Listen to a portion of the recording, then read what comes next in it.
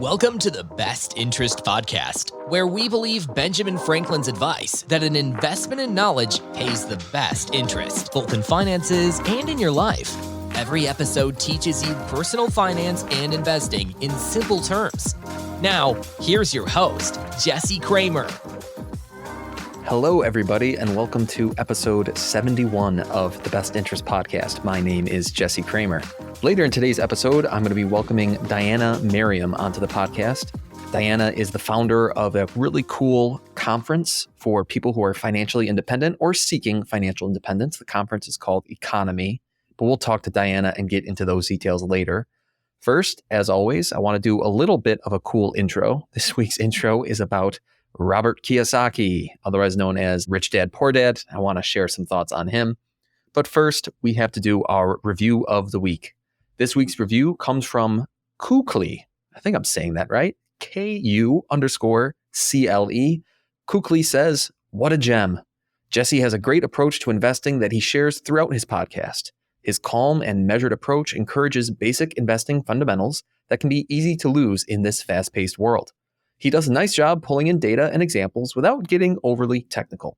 This is a podcast that the new investor can easily pick up, and yet experienced DIY investors can still learn from and find value in. Keep up the great work, Jesse." Well, Kukli, thank you for those kind words. If you're listening to this, Kukli, drop me an email, jesse@bestinterest.blog, and we'll get you hooked up with some cool best interest gear.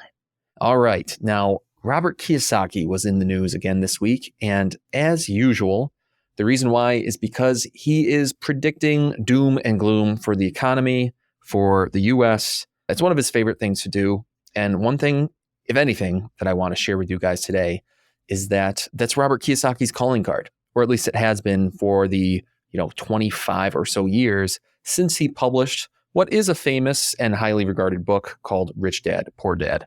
We're not going to talk too much about Rich Dad, Poor Dad here today. You can go out and read it if you want. It does share some solid financial and investing principles. One of the main ones being that you want to own income-producing assets. Stocks are an example of income-producing assets, so are bonds. I know Kiyosaki and many of his followers really like real estate. Real estate is an income-producing asset, all well and good. And when you own income-producing assets, which are generating income, as the name implies, you can then use that income to buy more of those assets. Hence, compounding growth, what every investor wants. That's the gist of Rich Dad, Poor Dad. I just saved you 4 hours. You don't have to read it yourself if you don't want to. Unfortunately, since Kiyosaki published that book, his tone, I'm not sure if it's changed. I mean, he might have always been a bit of a salesman and a bit of a fear-mongerer, but he really has taken the fear-mongering to extremes.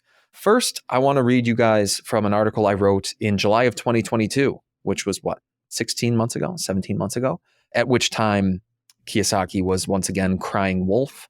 And the title of this article is "Blowhards, Broken Clocks, and Confirmation Bias."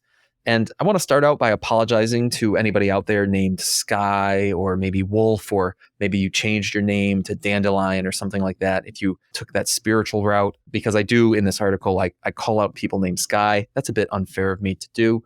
But the reason why I want to apologize to some of those more spiritual folks is that I start by saying that astrology is a pseudoscience, and it's a pseudoscience that preys upon the all too human irrationality of confirmation bias. Now, we're going to break down exactly what I mean by that. So either astrology is a pseudoscience, a fake science, or your life is subject to the positions of nearby moons, slightly more distant planets, and stars that are light years away. Doesn't quite seem plausible to me. So like I said, I apologize to you guys if you believe in astrology. I just think it's really dumb. And I think you're falling for something pretty fake if you do believe in astrology. In fact, you might be falling for confirmation bias. Confirmation bias occurs when people search for, interpret, favor, or recall information in a way that confirms or supports your prior experience. Now, let's talk about an example. Why am I bringing up astrology and confirmation bias back to back? Here's the example. This is an actual horoscope from July 27th, 2022, the day I wrote this article. My horoscope, I'm an Aries. It said, You'll have an opportunity to speak from the heart without feeling overly vulnerable today, dear Aries, as communicative Mercury shares a sweet connection with the healing asteroid Chiron. Meanwhile, the moon continues its journey through Cancer, bringing a compassionate and sensitive energy your way. Use the momentum of this cosmic climate to nurture your dearest friendships, but don't hold back if you need to voice dissatisfaction in your relationships, as long as you do so from a calm and diplomatic place. The moon moves into Leo just as the witching hour nears, bringing out your inner creativity over the next 2 days. Okay, I've got so many questions. Well, first off, I can speak from the heart, according to my horoscope, being compassionate and sensitive. I can nurture my friendships, but I can also voice dissatisfaction as long as I'm calm and diplomatic. Also, I've got 48 hours of creativity. And then after those 48 hours, I don't know, I'm not really sure. I'm a little bit worried about what happens when the moon moves into Leo and the witching hour ends. I mean, what happens after the witching hour ends? Also, I find it interesting how a lot of this was predicated on the fact that Mercury, the planet, which is communicative, I'm not sure how planets can be good at communication, but that Mercury is sharing a sweet connection with Chiron, which is an asteroid. And not only any asteroid, it's a healing asteroid. So thankfully, that led to my compassion and sensitive energy and diplomatic calm and inner creativity, only for 48 hours though. Okay, you guys get what I'm going at. My horoscope basically reads, today you're a human being. That's what it said. This is just one Aries horoscope from that particular day. And then according to many of the other Aries horoscopes out there, today could also bring me frustration, confusion, joy, a slight head cold, hunger, laughter, and just about every other human emotion. Now, are they all true? Is every horoscope true for all Aries? Of course it's not. But some people believe in horoscopes because they interpret that information in a way that confirms or supports their prior experience about who they are. That is textbook confirmation bias. We see little hints inside the horoscopes that do actually remind us of ourselves, and then we want to believe that it's true. And some part of our slightly reptilian, very primate monkey brains says, oh, it must be true then. But it's not. That's confirmation bias. Horoscopes are written so generally that any person could reasonably twist the words to fit their own life. And sometimes the confirmation will be so strong that even the most rational reader will think, man, is this really a coincidence? I mean, this horoscope sounds just like me. But it is a coincidence. It always has been and always will be a coincidence. Horoscopes are just like blind squirrels finding a nut or broken clocks that are right 2 times a day. So friend of the blog, Craig, he sent me an article back in July of 2022. And the headline of this article was, Major Crash to Come. Robert Kiyosaki warns that a key economic signal is flashing bright red. Here are the 3 assets he likes for shock safety. And then the article came with the following commentary from Craig, who, credit to Craig here, Craig said, I just want to go through and capture all the bullshit people calling for everything to implode and hold on to it looking back in 5 years. Craig's got a great point. Blowhards and bullshit artists like Robert Kiyosaki, they sow fear for a living. And I know some of you might be saying, well, Robert Kiyosaki, he sold millions of copies of Rich Dad, Poor Dad. I get it. He wrote one book. It sold millions of copies. And he's been a con artist ever since. Now, if you guys spend any time in the kind of financial media space, you might have seen this graphical representation before of Kiyosaki's awful takes. And I'm going to find a way to share this in the show notes. So look for a link that says Kiyosaki's awful takes, and it will bring you to this plot. And now what the plot shows, for those of you who aren't going to be able to see it, it shows the S&P 500 from 2009 until about 2022. And the S&P 500, as you might know, pretty much goes up and to the right. And then at 8 different times over that 10-year, 12-year span, it shows a tweet or a quote or a headline from Robert Kiyosaki, including 2011, the crash is not over. He was referring to the great financial crisis. It was over. 2015, crash coming in 2016. I've been calling it since 2002. What? He was calling a crash 14 years in advance? He was also wrong for what it's worth. 2017, real estate crash is coming. Still waiting for that one, Robert. 2018, biggest crash is coming.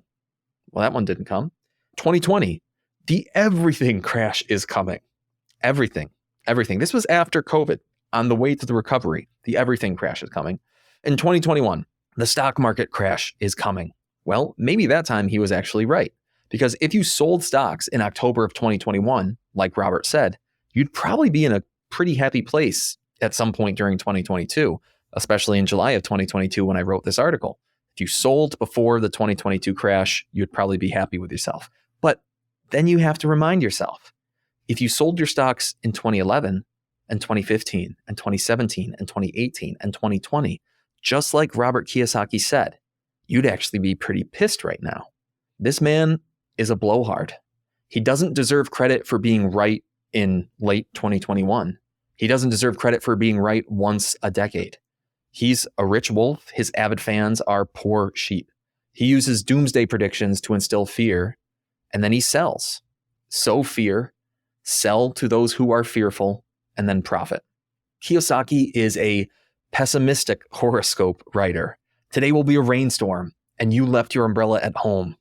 And when a storm actually does rain on your parade, it'll feel like Kiyosaki was onto something, like he was right. But we too quickly forget that we've had a sunny, dry summer, despite Kiyosaki calling for rain every single day. He's a blind squirrel. He's a broken clock. He's a blowhard, a bullshit artist. He's a mad prophet. Craig, the reader who sent in the cool infographic that inspired today's article and podcast, Craig was right. Our only option is to preserve his bad calls as evidence. We need to remind the financial astrologers and ourselves just how wrong they've been in the past. These astrologers, they are the boys who cried wolf, and we're correct to not believe them, even when they happen to get it right once in a while. They've foisted that fate upon themselves.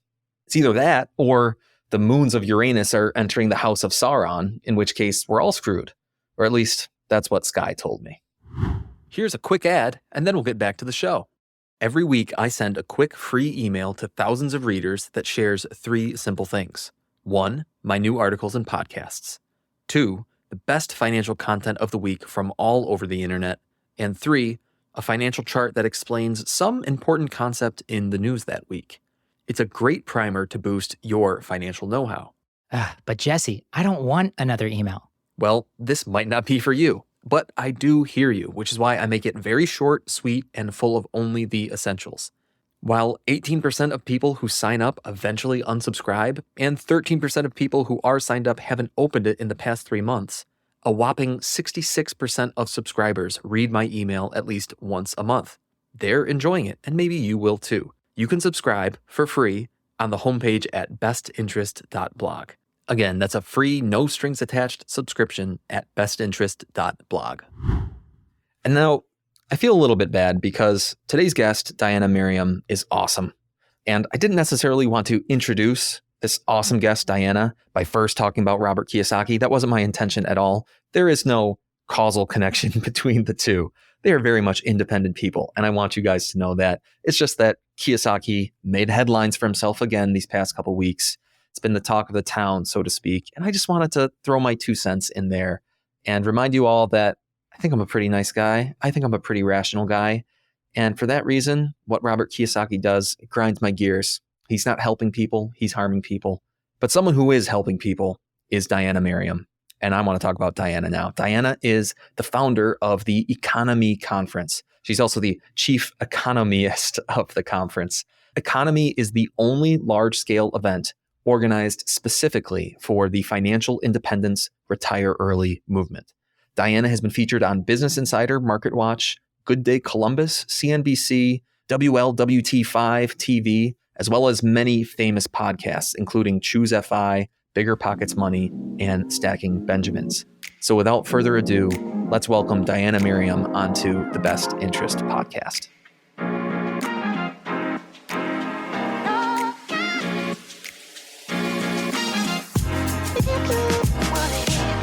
All right, Diania, thanks for being here on the Best Interest podcast. I thought we could start this conversation on the Camino de Santiago, Or maybe if it makes more sense, we can go back a few months or a few years before the Camino de Santiago. But why exactly am I asking you about this ostensibly Spanish term? What exactly is the Camino de Santiago, and how did you end up there?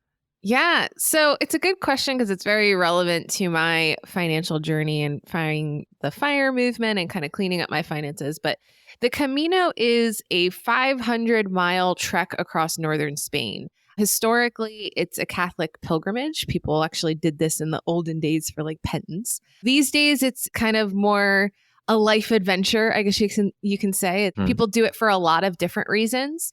And I was introduced by an aunt of mine who did it when she was in her 40s. And in my young 20s, she had just kind of like mentioned it. It was the first time I ever heard about it.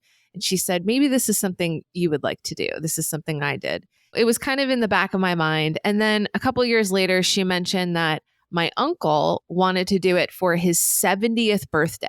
And in my mind, it's like, wait, my 70-year-old uncle is going to walk 500 miles across the country? Like, that's insane.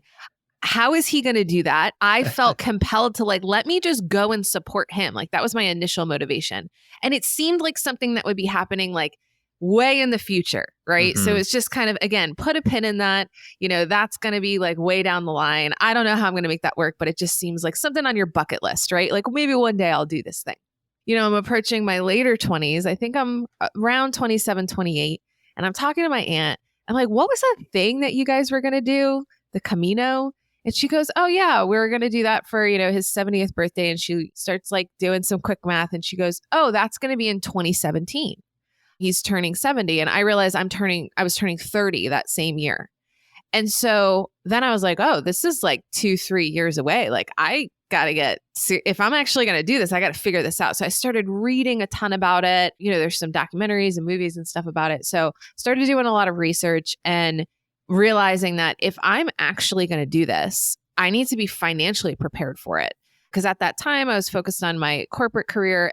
I was in debt, but I didn't even know how much debt I was in. I was just like paying on credit cards, and student loans and not really paying attention. And so knowing that I didn't think it was going to be possible to take that much time off of work because I wanted to take like 2 months off, I figured I'd have to quit my job. And so if I'm going to quit my job, like I need to save some money and I need to figure out my finances. And that just opened a whole can of worms. Did you end up quitting the job? I mean, because that's a huge change to make. That's a huge decision to make. Yeah. So I ended up not having to quit my job. I actually asked for a sabbatical. I asked for an unpaid 2-month sabbatical. Okay. And at the time I was in a sales role. I had like the best numbers of my career. I like ended the fiscal year with like some really good numbers. And I had been on this upward trajectory of just doing better and better every year. So, and at the time I had worked for the company for about 5 years. So it wasn't like I was in my first year and making this big ask. Like I'd been with the company for a while. I was very valuable to them. I knew I had a point of leverage and they had been giving me pretty substantial raises every year. So what I said is instead of another raise, I want to have this opportunity to take this sabbatical. And so it ended up working out very nicely. That's awesome. So then you're turning 30 and you go to Spain, you fly into Spain. And I mean, how is the hike itself? I know it's not necessarily a financial topic, but maybe we actually can dive into the financial planning that went into the hike. But 500 miles, ostensibly, that's something that takes what, a few months? Yeah. So it took me 38 days, which is cool. If in comparison to like how fast other people do this trek, 30 days is kind of an average. So I was a little bit slow. And that's because I got a little sick towards the end. So you walk between 10 and 20 miles a day. Towards the end, I was really kind of on the lower side of that. And yeah, it was an incredible adventure. I mean, it's something that a lot of people do at more of a traditional retirement age. I met a lot of people in their 60s, in their 70s, in their 80s. And I will say that, these remarkable people that I met, that were doing this really hard thing, they really showed me that age is just a number. And I felt really grateful that I was doing it at such a young age. But like the examples that I've had in my life of people in their 70s and 80s were not these like physically active people doing this like incredible, trek across a country. And so I found that very inspiring to really want to take care of myself and to age well. Mm-hmm. I also feel like it was my first time in my life that I actually could put work down in a really meaningful way. Because before that, I'd have like 3 weeks of vacation per year, 2 to 3 weeks, for most of my career. And I would never take my vacation. It would kind of like at the end of the year when everybody was taking off for like the holidays, I would, have like 2 weeks during that time. Anytime I would take a vacation, I would always be working on vacation. I could never fully disconnect. It felt like vacation was just procrastination. It didn't feel like a time to recharge. I couldn't fully enjoy it because I was just a little too hyper fixated on my career and work. And so with the Camino, I had to really prepare for it. Like I had asked probably 6 months in advance. And so I had 6 months to like wrap up projects, prepare my clients, prepare my team who were taking over for things. And it wasn't even that I worked for 10 months that year. I pushed 12 months of work into 10 months, and that was actually one of my highest performing years, the year that I took 2 months off, I felt like I had something to prove that like this could be beneficial for everyone involved. But I will say that like when I went over there, I didn't have my work phone. I didn't have access to my email. It was an unpaid leave. So it was very much like I am inaccessible. Like you cannot contact me at all. I thought it was going to be really hard for me to disconnect. That was actually very easy. A lot easier than I thought it was going to be because I had this other huge challenge in front of me to focus on.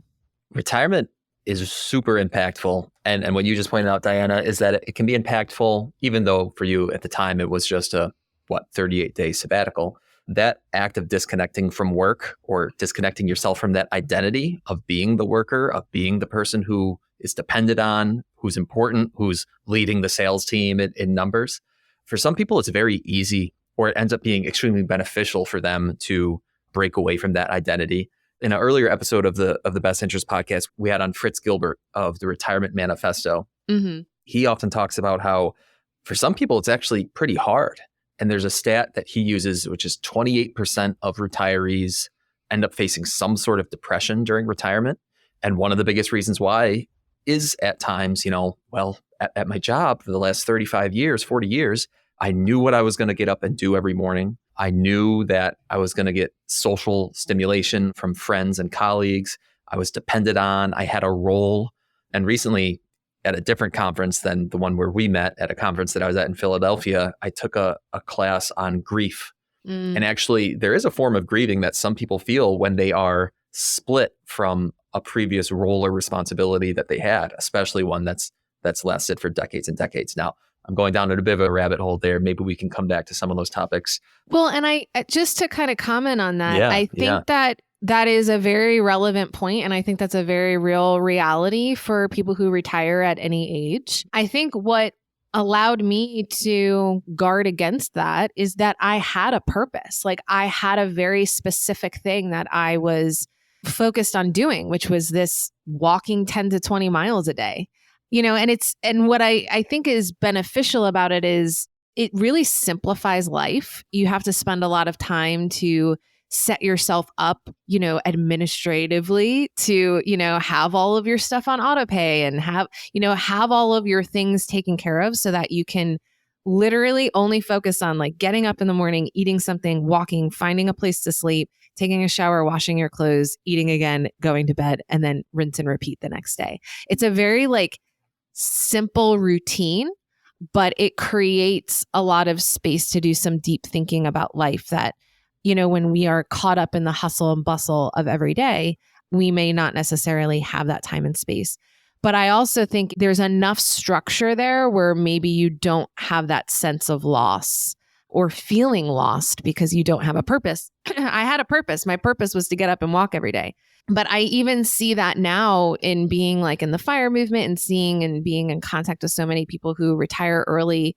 And there can be a sense of feeling a loss of structure that makes you feel a little bit more secure. when there's this expansiveness of time, I think a lot of us have this illusion that we're going to be a lot more self-motivated than we actually know how to be. Because most of our lives, we've had some kind of external structure imposed on us, whether it's school, whether it's work, there's something external that dictates how we use our time. And so when you get kind of the keys to the castle and you are fully in charge of that you're going to be able to fill that time. And there's so many things that you want to do, but I think it can be very disorienting. The expansiveness of it can be really disorienting. The expansiveness, and this isn't through lived experience, but mainly through hearing and reading other people's experiences. It's expansive not only in a single day, where maybe you used to have 3 or 4 hours of free time, and now you have 14 or 16 hours of free time, but you're now doing that every single day. Mm-hmm. And it's easy for me to say, yeah, if you give me 3 hours of free time, I'm going to go work out, I'll walk the dog, I'll write a blog post, and next thing I know, my 3 hours of free time are filled up.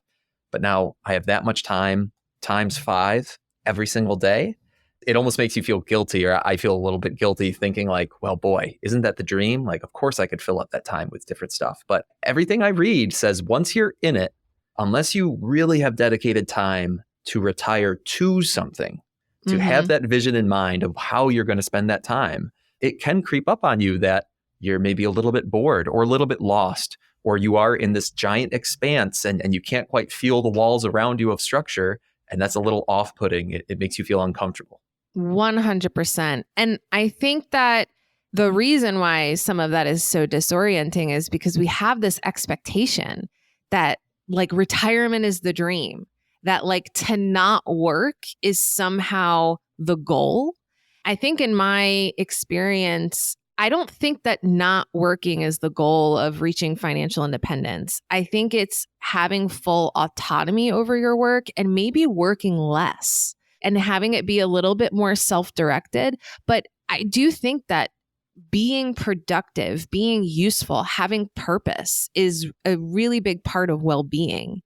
And so it's funny because I see, we're both in all of the different personal finance groups and forums. And, we see these questions come up all the time of people obsessing over their FIRE number and how am I going to reach this goal? And I wonder sometimes, yes, like the financials are obviously important. We want to do good financial planning. We want to calculate what we need to calculate. But at a certain point, I almost feel like we need to be asking bigger questions, not like, how do I reduce my expenses, increase my income, invest the difference? What is my FI number? How am I, are my assumptions sound for these different financial planning models and all of that kind of stuff? Like, that's all great. But I think the bigger question is, what do you want to do with your time? Who do you want to spend it with? And what do you want to create? And a lot of us think like, oh, I'll answer those after I reach my financial goals. Right. But sometimes I wonder in the FIRE movement if we're focused on the wrong things. Because what I see, and I do these local meetups in Cincinnati where we do case studies and people put together their financials, their income, their expenses, their investments, their kind of plan to reach FI. And we all look up at the screen of these people's numbers and most of them are like millionaires. Like they're doing really, really, really well. And all they're asking is like, they look up at their numbers and all they feel is fear. And, what I've gotten out of these case studies is I think we're asking our money to do a lot more emotional heavy lifting than it's capable of doing. And we want it to like answer questions that it can't answer, right? Like money is just a resource. It is just a tool. It is it's up to us to choose how we're going to use the tool. And I just see so many of us, like myself included, thinking that like reaching this magic number is going to answer more questions than it actually does. How do we better answer some of those questions then, Dan? I mean, is it going to therapy? Is it talking to our partners more about our dreams? Is it simply, spending some time inside our own heads and really asking ourselves what we want out of life? Because I agree with you, money and the numbers themselves are a tool. It can be a terrific tool. It can be a tool that buys us a lot of freedom and flexibility in life. But whoever the philosopher is who said, money's a great tool, but a terrible master. And some of those stories that I read on, say, Reddit, some subreddit about financial independence, and you read someone's story about they were tracking their FI number from the time they were 25 and now they're 33 and they finally reached FIRE and they've been retired for a year and they're lost and they hate it. And you kind of look at the details and you realize, wow, for the last 7 or 8 years, money might have been a bit more of a master than a tool. And when they saw their number going up and they saw FI closer and closer in the windshield and they were almost there, really like money was this master that was saying like, you're doing it, you're getting close, which made them feel good. But once they got to the goal and now money's no longer really important because they're there and they have to figure out what to do next in life, they had no idea. They're lost. They have no roadmap. What's some of the work that we can do earlier to make sure that we don't have that unfortunate circumstance befall us? Right. I think we need to place less value on hitting our FI number. I think we need to live in a way that makes the FI number kind of irrelevant. Because like what I see, again, in these case studies is people will say, when I reach my FI number, I'm going to make this change, whatever change it is. And I guess what I would encourage people to think about is, why can't you make that change now?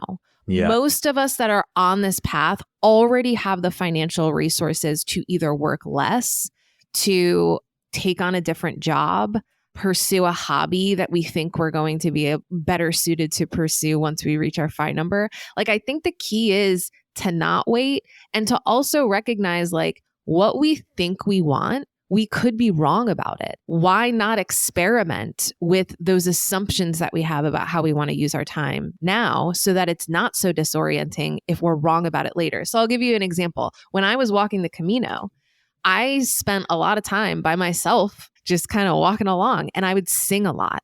And I found this like release in singing.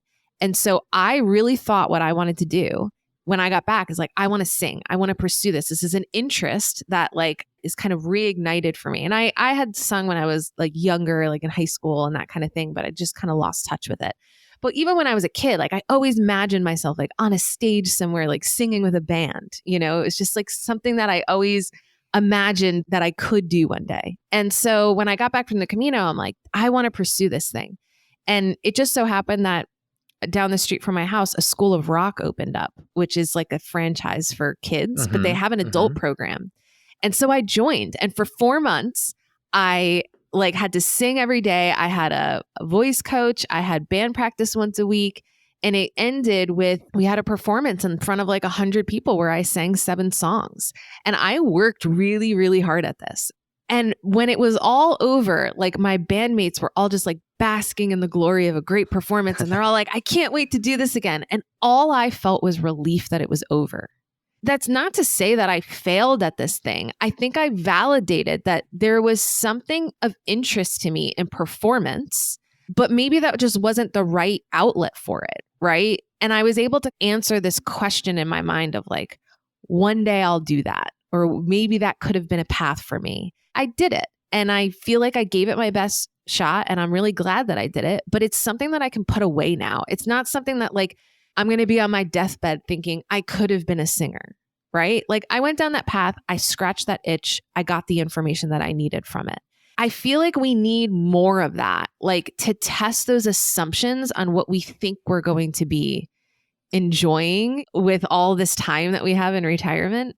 And maybe it's like a phase, like we enjoy something for a little bit and then we need to reinvent and try something else. But I think the key is to not wait. And that's why I've become a lot more interested in this concept of like SlowFI and CoastFI, because it really focuses on the journey to get to your FI number is equally as important as reaching it and what you're going to do after it. And I think there are a lot of like thought exercises. There are a few like really great creators like the Pioneers, for example. I feel like they put out really good content about SlowFI and CoastFI. For me, it has helped me realize that I've already reached some key financial milestones to give myself permission to do things differently. And that reaching that FI number is not the only milestone where you can make a big change. Here's a quick ad, and then we'll get back to the show. One of the more common questions I hear is, Jesse, what do you like and use? Books, blogs, podcasts, even banks and brokerage firms. What are your recommendations? So to answer that question, I put together a webpage. You can check it out at bestinterest.blog/recommendations. Again, that's bestinterest.blog/recommendations to check out how I'm improving my financial life. And so for listeners who are unaware, and I'm going to do my best to provide a little definition, but Diana, I'm really looking on you to fill in some of the gaps. I'm picturing like a color by numbers, if you will. And I've only got like 3 colored pencils in my brain. So you've got the rest of the Crayola box. So you're going to have to help out. I mean, traditional FIRE, the way it was introduced by, Mr. Money Mustache and those kind of folks was you're saving like 50 or 60 or 70% of your income. You're retiring at 28 or 32 or 36 years old. And it's very much of living this Spartan lifestyle, not only during the saving portion, but oftentimes into retirement, because you're living on a very low percentage of your income. And so you're making sacrifices along the way. But the nice part is when you reach FI at such a young age, you've got all this free time to do whatever you want with. Whereas SlowFI and CoastFI, and I'm not sure I know the difference between the two, but all they do is they say, maybe you continue to work a little bit after your initial retirement and maybe you have some side income, or maybe you're just not quite saving as much. You're saving more than maybe the typical American does, and that's great. So maybe you're going to retire at 50 or 45 instead of 35 or 30. But what other details am I missing about Slow and CoastFI? So I think in general, like the idea of FIRE, I think of it as like a spectrum of all these different flavors of FI and like ways that people look at it and approach it. So like traditional FIRE, the way that you described it, you're saving as much as you possibly can. For some people, that looks like 50 to 70% of their income or 80%, whatever it is, right? You're saving as much as you can to reach your FI number, 25 times your annual expenses, as fast as possible. That's kind of like where I started out, right? Same. And so, yes, that's kind of like one lens to look at it with. I think SlowFi is kind of recognizing, again, that speed isn't the determining factor of you're doing this right. And I think it also recognizes that your life is not happening after you reach your FI number. It's happening now. So how do you prioritize the journey as much as the destination? So it's looking at it through that lens, and also recognizing like, it's not just save as much as you can possibly save and live this Spartan lifestyle, but how do you balance spending money now so that you can enjoy your life now while also saving for the future, right? Like it's not an either or question. It's how do I do both? And like, what is that optimal level of spending? I just think in general, the way I think of SlowFi is it's getting rid of the race part of it. It's getting rid of the like need for speed, because you're creating a life now that you don't need to retire from. So, and then the way that I separate out CoastFi from that is I think it's very complementary to SlowFi, but with CoastFi, it's a really clear milestone. Just like when you say you're debt free, that's a milestone. When you've saved your emergency fund, that's a milestone. When you have your FU money or peace out money for the polite among us, like that's a milestone. You've reached like a certain level of saving and investing. CoastFi is when you have enough in your investment portfolio that it will grow to what you need through the power of compound interest for what you need for traditional retirement age. If you don't even contribute $1 more, I think of it as like front loading your retirement savings and letting compound interest do the rest of the work. And so that's like a clear milestone. There are calculators online that you can plug in your numbers and it will tell you what is your CoastFi number, where it's almost like you can give yourself permission to take your foot off the gas. Me shifting from this more like traditional FIRE to this like CoastFi, SlowFi lens, what it's allowed me to do is make big changes. So I thought I was going to work until 40 at like a traditional corporate career. And I ended up retiring from my corporate career at 33 once I reached CoastFi status. And so now I am able to just meet my expenses, which are very low, because not because I'm depriving myself, but just because that's the nature of like my, I bought a house well below my means. I'm not very materialistic.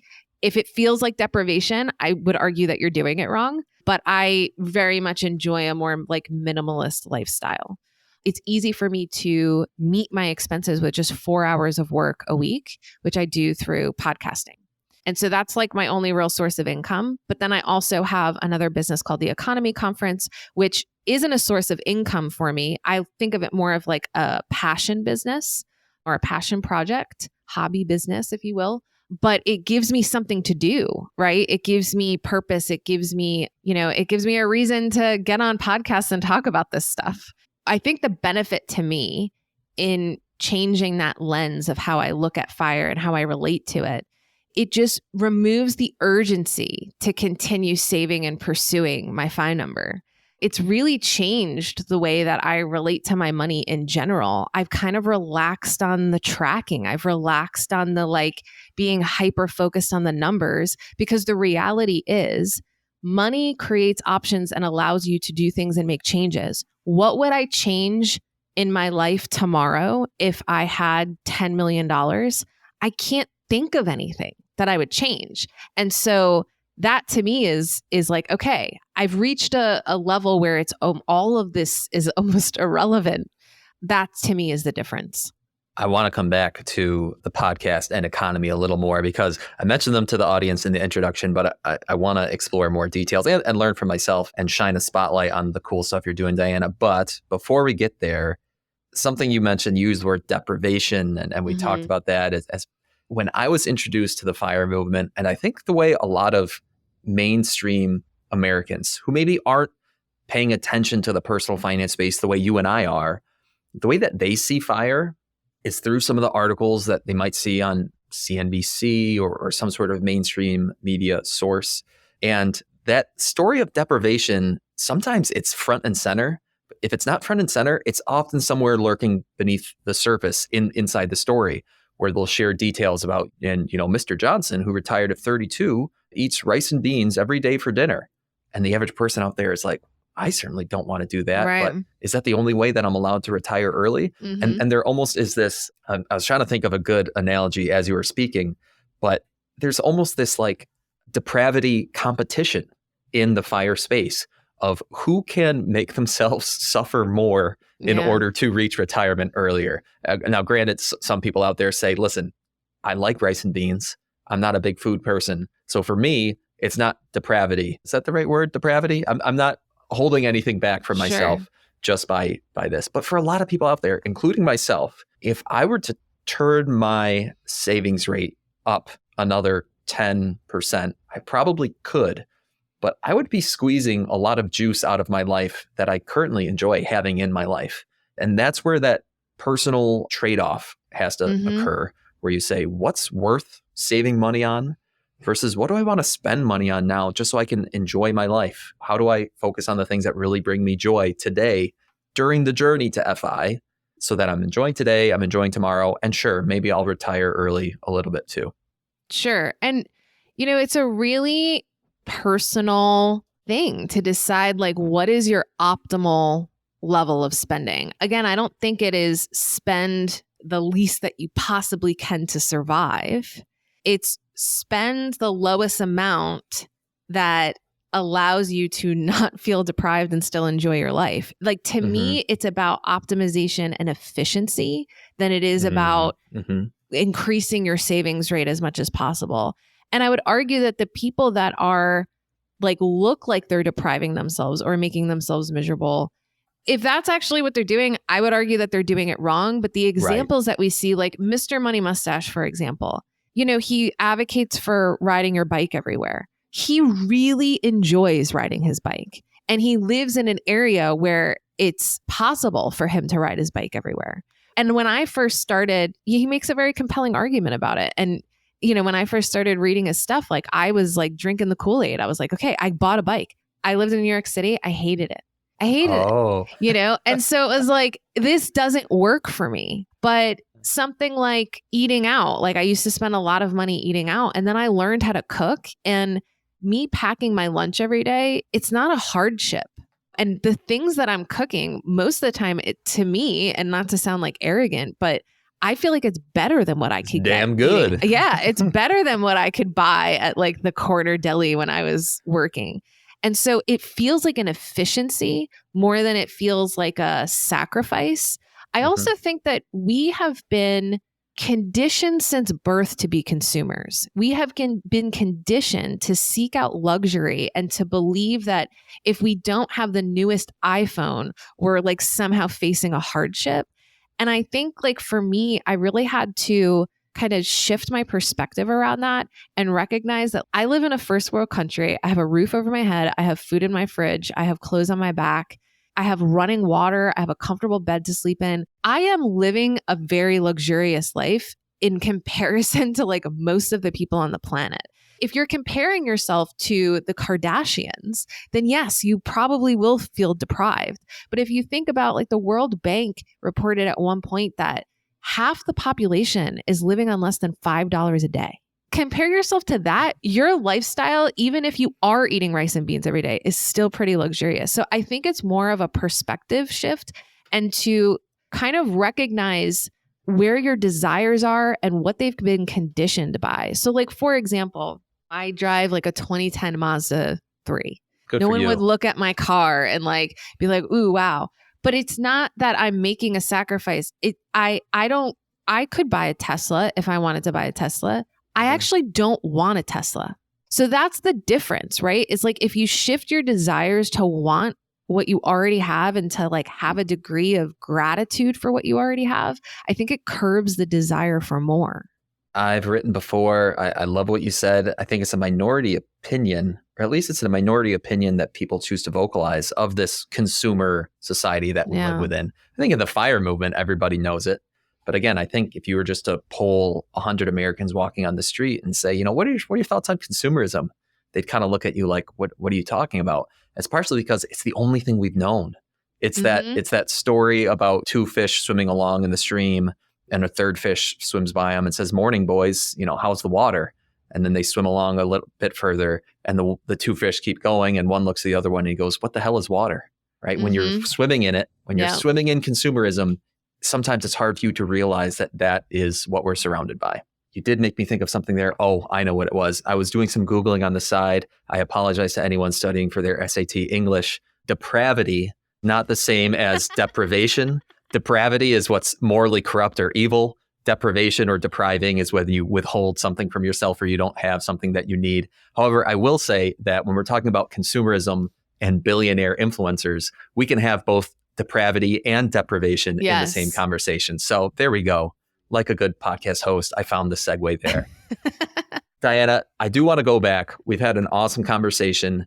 I want to hear a little bit more, if you can share, what exactly is the EconoMe Conference? Sure. And then this podcast that you mentioned on the side. Can you tell us a little bit about that? Yeah. So Optimal Finance Daily, I've been hosting it for over 3 years now. It's a show that's been around for, I want to say 8 years, something like that. So I've just been the host for the last 3 years. And basically what I'm doing is I'm reading you an article from a personal finance blogger like you. I read your stuff on the show. And then I offer a little bit of commentary on it every single day in 10 minutes or less. And so what I think is cool about this show is that you get so many different opinions about personal finance. Like there's a lot of conflicting things even. Like some people say, you know, you got to buy a house and other people are like, don't buy a house. And here's why, right? So you kind of get a lot of different opinions and information about personal finance. And I like to say that these amazing bloggers wrote these great songs and I get to perform the covers, you know? So it's a real narration style podcast. It's just me. It's not like interviews or anything. So yeah, you can subscribe to that. It's Optimal Finance Daily every single day. And then the EconoMe Conference is really, it started out with me asking myself this question, like, what would I do if I didn't have to work for money? And I found a big shift in my life when I started to go to in-person events. And there's this one event in particular called World Domination Summit, which I know sounds like insane. It actually doesn't exist anymore. They had a Is that where Dr. Evil got his start? I know. It's produced by Pinky and the Brain. And no, I'm kidding on that. But it's Mr. Money Mustache actually spoke there, I think in 2016. That's how I learned about it because he blogged about it. When I would go to this event, it's not a FIRE event, but it was all about unconventional living and how do you live a remarkable life in this conventional world. And so they would attract like thousands of people starting their own business, creatives, people just living differently. I found like so much energy at this in-person event with, just people making me feel like my life was a lot more expansive than I was feeling in my day-to-day life. And I would leave there just feeling like my life is so full of possibility. And so I really wanted to create something that gave people that feeling, but specifically about their money. And so I created the EconoMe Conference. And the tagline for the event, I like to say that FI is better with friends. I have found that in my own life, like there's a huge online community and I'm kind of a lurker, right? Like I'll read the stuff we've mentioned, like the posts that we see in the different groups and all that kind of thing. But I wasn't really an active participant in that. I don't really like getting to know people. I don't feel connected to people through a screen, right? I need that face-to-face interaction. And I do find that the kind of authentic conversations that happen at events like EconoMe don't happen online. Because I think there's so much nuance in the way that we pursue FIRE that it's hard to capture that in a post. And so really what the EconoMe Conference is about is community and inspiration for people on the path to FI. And I mean, it's been amazing to see the impact that it's having. There have been people who have like met their spouse at EconoMe, which is like, man, I want to go crash your wedding. Like that's so exciting to me to see people meet there and then go travel the world together or start businesses together. Or it's the caliber of the kind of person that would get on a plane and put themselves out there in a room of hundreds of strangers is just remarkable. I like to say that the people who go to EconoMe are the most creative, generous, most intelligent people I've ever met. They really are. Yeah, I think that most of us pursuing FIRE can feel pretty isolated on this path. And so to meet other people doing it and seeing the different ways that people are pursuing FIRE is really helpful. And then we also have, main stage speakers, we have workshops, we have a ton of social activities. So it's really a long weekend. It's Friday through Sunday. It's happening this next March 15th through 17th. Tickets are available now. We're over halfway sold out. And It's a real party about money. That's awesome. And it's in Cincinnati, correct? Yeah, Cincinnati. And you're in Cincinnati as well. Yep. And you're doing some in-person meetups just throughout the year for anyone listening in greater Cincinnati, right? Yeah. And those meetups, I'm also encouraging, if you guys listen to like the CoastFI podcast, which is really popular within the FIRE movement, they have all these local groups. Like you can go on their website and find a local group and go and meet people in person. That's kind of where it starts. And so, yeah, we do that here in Cincinnati as well. But EconoMe is more of a production with like hundreds of people versus like a small meetup that you might do locally. Very cool. So this March, everybody, if you are interested in learning more about the financial independence movement or meeting cool people already involved in the movement, book your flight out to Cincinnati. Reach out to Diana, get your ticket to EconoMe. Now, we'll throw all the important links in the show notes, Diana. But if anybody does want to learn more specifically about EconoMe, maybe reach out to you, is there one place or is there a couple places they can go to find you to connect? Yeah, you can. I think the easiest way is my website. You can sign up for my mailing list. That's kind of the best way to not have to fight the algorithm on social media to get all the news on what's going on with EconoMe. So yeah, sign up for the mailing list and there's a contact form right on my website. Cool. And that's economeconference.com or is that a different website? EconoMeConference.com. And EconoMe is spelled with an M-E at the end rather than an M-Y. Fun little play on words there. We will make sure we get the correct spelling in the show notes, everybody, so you can check out the links there. Diana, thanks so much for coming on the Best Interest Podcast. Well, thanks so much for having me. Thanks for tuning in to this episode of the Best Interest Podcast. If you have a question for Jesse to answer on a future episode, send him an email at jesse@bestinterest.blog. Again, that's jesse@bestinterest.blog. Did you enjoy the show? Subscribe, rate, and review the podcast wherever you listen. This helps others find the show and invest in knowledge themselves, and we really appreciate it. We'll catch you on the next episode of the Best Interest Podcast. The Best Interest Podcast is a personal podcast meant for education and entertainment. It should not be taken as financial advice and is not prescriptive of your financial situation.